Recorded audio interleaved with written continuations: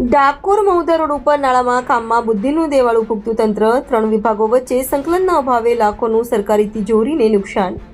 સિંચાઈ road and building અને પાણી પુરવઠા વિભાગ વચ્ચે સંકલનના અભાવે નુકસાન. 1 માસ પહેલા બનેલ નવો હાઈવે રોડ તોડી પાડ્યો.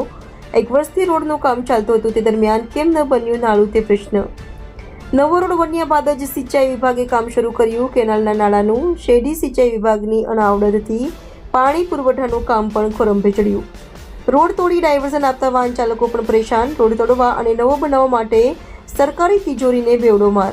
રિપોર્ટર ચિરાગ પટેલ, ડાકોર.